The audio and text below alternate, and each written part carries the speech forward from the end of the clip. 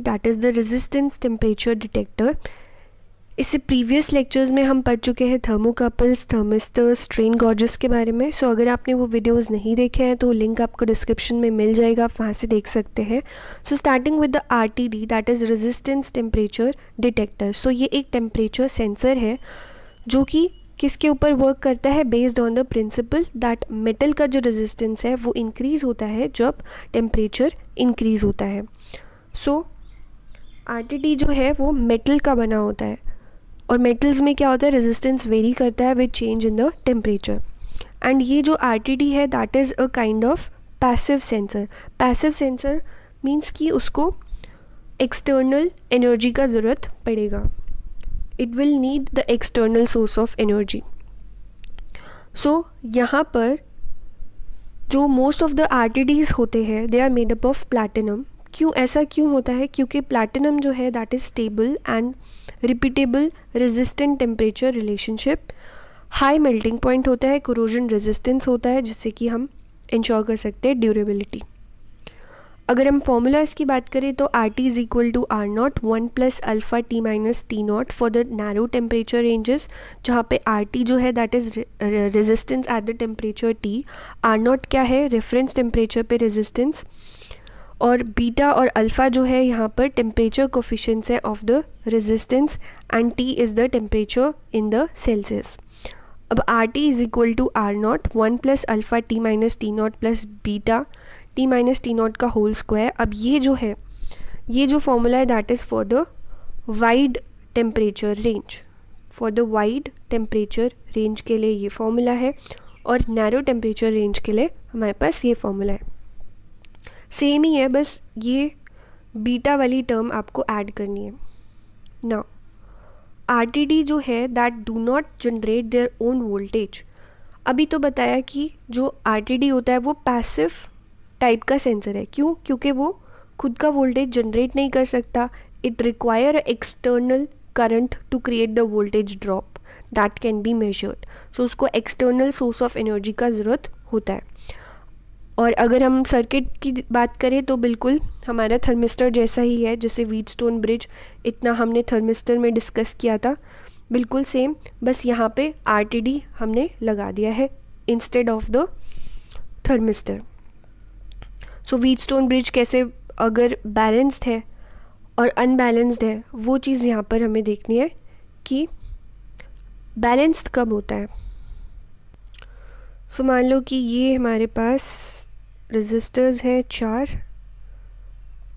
पहले मैं बैलेंस्ड का बता देती हूँ। तो इसको मान लेते हैं P, this is Q, this is R, this is S। ये बीच में क्या है, गैल्वेनोमीटर है, एंड इसको हम अटैच कर देते हैं कुछ इस तरीके से।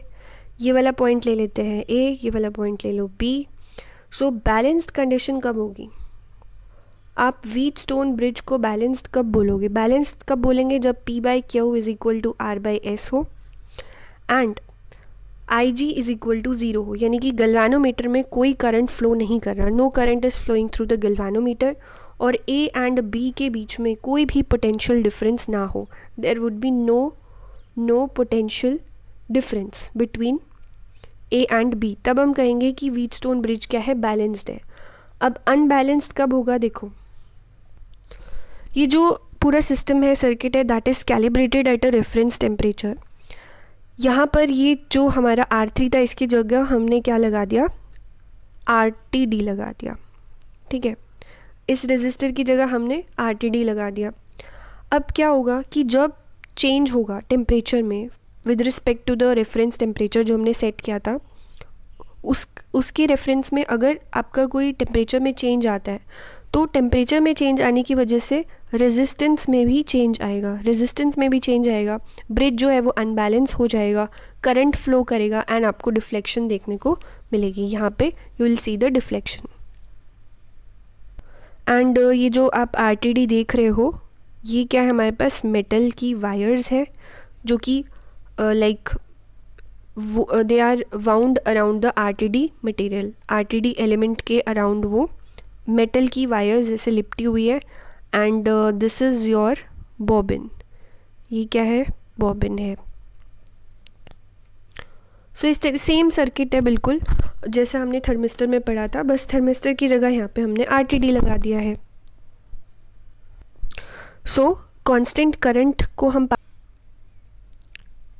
यहाँ पे देखो जो हमारे पास में रेजिस्टेंस टेम्परेचर RTD किस तरीके से दिखता है। ये हमारा बॉबिन है, उसके ऊपर ये आपकी वायर्स लगी हुई है, वायर्स है, यहाँ पर एंड में प्लैटिनम लीड है। एंड इसी को तो हमने क्या करा था, फिर व्हीटस्टोन ब्रिज से जोड़ दिया था। इसी को आपने क्या किया था, व्हीटस्टोन ब्रिज से जोड़ दिया था, अभी देखा हमने। एंड ये भी आपका एक तरीके का RTD है। यहाँ पे क्या है, मेटल फिल्म RTD है। यहाँ पे हमने स्क्रीन प्रिंटेड ग्रिड्स है, यहाँ पर प्लैटिनम का लीड तो है ही, और ये एडजस्टमेंट कट्स है। तो ये पूरा उसका स्ट्रक्चर है कि किस तरीके से RTD दिखता है। तो अभी जो हमने देखा था व्हीटस्टोन ब्रिज के साथ जो हमने अटैच किया था, that was this kind of RTD की। सो RTD की हाई एक्यूरेसी होती है, लॉन्ग टर्म स्टेबिलिटी होती है as compare to the thermistor. They don't drift much over time and wide temperature range होता है, रिलायबल है, रिपीटेबल मेजरमेंट्स है। देन नेगेटिव पॉइंट्स क्या हो सकते हैं कि थोड़ा एक्सपेंसिव है थर्मिस्टर थर्मोकपल से, एंड इसको क्योंकि ये पैसिव सेंसर है एक टाइप का, तो इसको एक्साइटेशन करंट की ज़रूरत पड़ती है which may cause self heating. So that's all about the RTD। Next lecture में हम LVDT के बारे में पढ़ेंगे, that is linear variable differential transformer. उसके बाद जो है इंडक्टिव और कैपेसिटिव सेंसर्स के बारे में भी पढ़ेंगे कमिंग लेक्चर्स में। सो दैट्स ऑल फॉर टुडे। अगर वीडियो आपके लिए हेल्पफुल था तो प्लीज़ अपने फ्रेंड्स के साथ भी शेयर करें, एंड अगर आप चैनल पर नए हैं please subscribe for more updates. Thank you and have a great day.